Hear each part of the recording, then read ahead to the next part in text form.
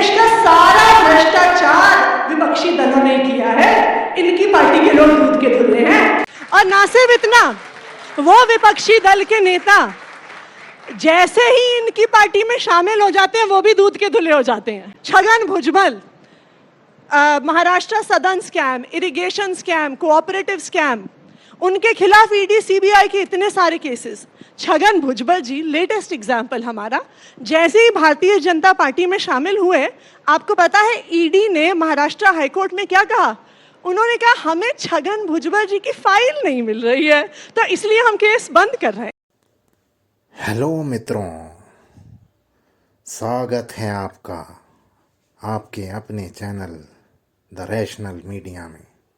मित्रों, लोकसभा चुनाव 2024 समीप हैं और वर्तमान सरकार इंडिया गठबंधन को तोड़ने के लिए ईडी और सीबीआई का पूरी शक्ति के साथ उपयोग कर रही है। इसी बीच गोदी मीडिया के एक टीवी शो में दिल्ली की शिक्षा मंत्री आतिशी और बीजेपी की प्रवक्ता सुधांशु त्रिवेदी के बीच एक तीखी बहस हुई, जिसकी कुछ झलकियां आपके सामने प्रस्तुत हैं। आज आरोप हमारे ऊपर है। नहीं, मैं उदाहरण देना चाहता हूं कैसा आरोप है। आज हम लोगों पे आरोप है कि हम लोग उनको फंसा रहे हैं, जेएमएम वालों को। यही कहा जा रहा है ना। पुरानी फिल्मों में कई बार एक डायलॉग होता था, 20 बरस पहले की बात है, तो मैं कहना चाहूंगा 30 बरस पहले की बात है। 1994 झारखंड मुक्ति मोर्चा रिश्वत कांड, ये कोर्ट से प्रूव हुआ था कि 3 सांसदों ने पैसा लेकर कांग्रेस की सरकार को बचाया। तो कहीं बीजेपी थी क्या? मोदी जी, अमित शाह जी का नाम था क्या? लालू प्रसाद यादव जी 1997 में जेल चले गए। अब बताइए, हम लोग युवावस्था से पूरी पार कर गए, लालू जी को जेल से अंदर बाहर देखते हुए, और कहते हैं साहब बीजेपी कर रही 2014 के। आखिर ऐसा क्या हो गया कि आपको कांग्रेस के गठबंधन में जाके शामिल होना पड़ रहा है, लालू यादव के साथ खड़ा होना पड़ रहा है? क्या आपको नहीं लगता ये आपके वोटर को सहन नहीं होगा? देखिए अमीश जी, आपका सवाल का जवाब देने से पहले मुझे सुधांशु जी की कई बातों पे रिस्पॉन्ड तो करना पड़ेगा। जी जी बिल्कुल। देखिए, सुधांशु जी बात करते हैं कि जी जेएमएम ने ऐसा किया, कांग्रेस ने ऐसा किया, पर थोड़ा सा सुधांशु जी की पार्टी का भी रिकॉर्ड देख लेते हैं। ये कहते हैं कि जी हम तो किसी के खिलाफ कुछ नहीं करते, पर ऐसा कैसे होता है कि इनकी ईडी, इनकी सीबीआई किसके खिलाफ रेड करती है? कभी अरविंद केजरीवाल के खिलाफ करती है, कभी हेमंत सोरेन के खिलाफ करती है, कभी स्टालिन के खिलाफ करती है, कभी ममता बनर्जी के खिलाफ करती है। क्या इस देश का सारा भ्रष्टाचार विपक्षी दलों ने किया है? इनकी पार्टी के लोग दूध के धुले हैं। और ना सिर्फ इतना, वो विपक्षी दल के नेता जैसे ही इनकी पार्टी में शामिल हो जाते हैं वो भी दूध के धुले हो जाते हैं। इसके कुछ उदाहरण दूंगी। हेमंत बिस्व शर्मा जी, उनके भ्रष्टाचार पे सुधांशु जी की पार्टी ने एक पूरा बुकलेट निकाला था। ईडी का केस हुआ, सीबीआई का केस हुआ, हेमंत बिस्व शर्मा जी भारतीय जनता पार्टी में शामिल हो गए, उनकी वॉशिंग मशीन में धुल गए, सारे ईडी और सीबीआई के केस खत्म हो गए। शुभेंदु अधिकारी जी के भ्रष्टाचार, Narada scam, Sharada scam, chit fund scam, कई चुनाव लड़ डाले इन्होंने पश्चिम बंगाल में, लेकिन जैसे ही शुभेंदु अधिकारी भारतीय जनता पार्टी में शामिल हो गए, उनकी वॉशिंग मशीन में धुल के पाक साफ हो गए। छगन भुजबल, महाराष्ट्र सदन scam, irrigation scam, cooperative scam, उनके खिलाफ ईडी सीबीआई के इतने सारे केसेस। छगन भुजबल जी लेटेस्ट एग्जाम्पल हमारा, जैसे ही भारतीय जनता पार्टी में शामिल हुए, आपको पता है ईडी ने महाराष्ट्र हाईकोर्ट में क्या कहा?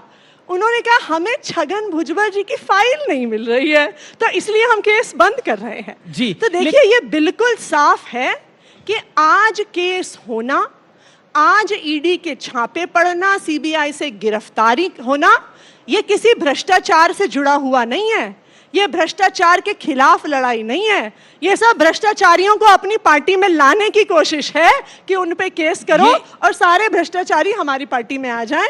ये सुधांशु जी की पार्टी मेरे सवाल का जवाब रह गया, मैं आगे लेने का प्रयास करूंगा आपसे आतिशी जी। लेकिन सुधांशु जी, अब अरविंद जी ने तो बोला कि 25-25 करोड़ रुपए का ऑफर देने का आरोप है, उनकी सरकार गिराने का आरोप है, ये सब आरोप है। देखिए, आम आदमी पार्टी के आरोपों पर सफाई देने की जरूरत है क्या?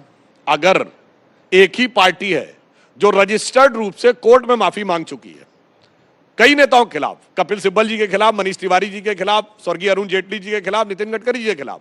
केजरीवाल जी ने हाथ ऊपर कर करके आरोप लगाया, जब कोर्ट में मानहानि का मुकदमा हुआ उन्होंने कहा जी हम विड्रॉ करते हैं। जी जी जी। अब जिनके आरोप का आधार कोर्ट में निराधार सिद्ध हो चुका हो, उनके आरोप को कितनी गंभीरता से आतिशी जी, एक आरोप आप पर बार बार लगता है कि आप हिट एंड रन करते हैं, जैसे कि अच्छा, वैसे आरोप ये भी लगाते होता हैं और फिर भाग जाते हैं। अभी आपने एक प्रेस कॉन्फ्रेंस भी करी, इस पर आप क्या कहना चाहते हैं? क्योंकि बीजेपी कह रही है कि अगर कुछ है तो रिकॉर्डिंग आम आदमी पार्टी सामने रखे, पटल पर रखे, दूध का दूध और पानी का पानी हो जाएगा, तो रिकॉर्डिंग रखनी चाहिए आप लोगों नहीं, को। बिल्कुल रखेंगे, समय आने पे जरूर रखेंगे। इन्हीं के पार्टी के उपाध्यक्ष शेर सिंह डागर जी एक हैं, एक समय पे काफी फेमस हुए थे, लोग उनको भूल गए होंगे शायद अब।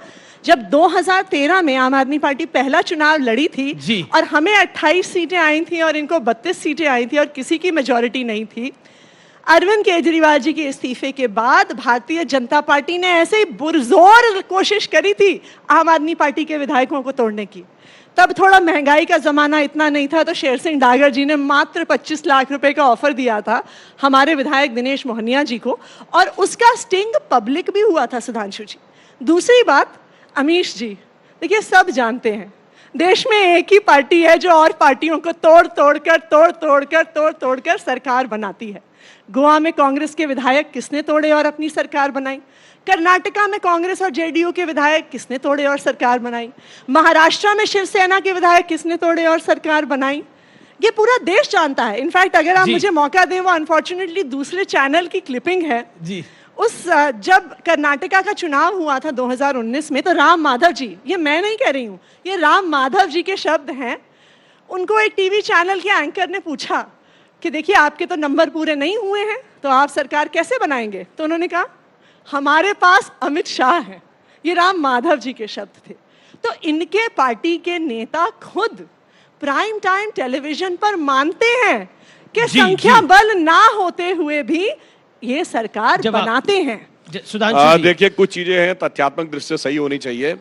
गोवा का ये उदाहरण देते हैं। मैं इसमें चंडीगढ़ जोड़ लेता हूं कि नंबर इनके दादा थे, मेयर आपका बन गया। उस पर मतलब ये कला लाते कहां से हैं, आते कहां से? उस पे अभी बता रहा हूं, दोनों बातों का जवाब देता हूं। देखिए सच और झूठ का अंतर क्या होता है जी। गोवा में जो कहते हैं हमने तोड़ लिया, ये बताइए झूठ का अंतर होता है 8 विधायक। हाँ नहीं, मैं बताना चाहता हूँ, अरे अभी बता रहे हैं मान्यवर आपको। देखिए गोवा में कभी विपक्ष ने दावा ही नहीं किया। अरे भाई आप राज्यपाल के पास जाएंगे, कहेंगे हम सरकार बनाना चाहते हैं और आपको ना बुलाए तो है, मतलब ये तो वो हो गया कि एग्जामिनेशन हॉल में मैं गया ही नहीं, मैंने आंसर शीट ही सबमिट नहीं किया, मैं कह रहा हूं जी मुझे तो पूरा आता, मुझे पास कर देना चाहिए। ऐसा कहीं होता है क्या? मैं पूछना चाहता हूं कारण क्या था? करके पास हो जाते हैं। अपने टर्न पे वहां चक्कर क्या था कि कांग्रेस में मची हुई थी अंदर खींचातानी कि 4 विधायक किसके, 3 विधायक किसके, कौन सीएम बनेगा, समय ही निकलता चला गया। अरे उनके जो ऑब्जर्वर गए थे, खबर तो हमें पता अंदर, उनके जो ऑब्जर्वर गए थे वो सोते रह गए थे। अरे अब तो सुनिए, नितिन गडकरी पूरी रात जाग रहे थे। मैं वही तो कह रहा हूं। ये और जो देखिए कहावत है ना, उठ जाग मुसाफिर भोर भई, अब रैन कहां जो सोवत है, जो सोवत है वो खोवत है, जो जागत है वो पावत है।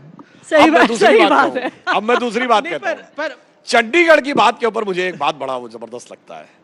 चंडीगढ़ में आम आदमी पार्टी और कांग्रेस एक मेयर के लिए उफ किस शिद्दत के साथ एक दूसरे के साथ आए हैं। आतिशी जी, क्या आपको लगता है कि आप लोगों के नेता मिले लेकिन नीचे पार्षदों के दिल नहीं मिले, इस वजह से ये हार हो गई? और दूसरा, करप्शन के ऊपर आम आदमी पार्टी को बैकफुट पे आना पड़ रहा है, क्योंकि 5 से ज्यादा नोटिस ईडी के अरविंद केजरीवाल को आ चुके हैं और वो अभी तक पेश नहीं हुए हैं।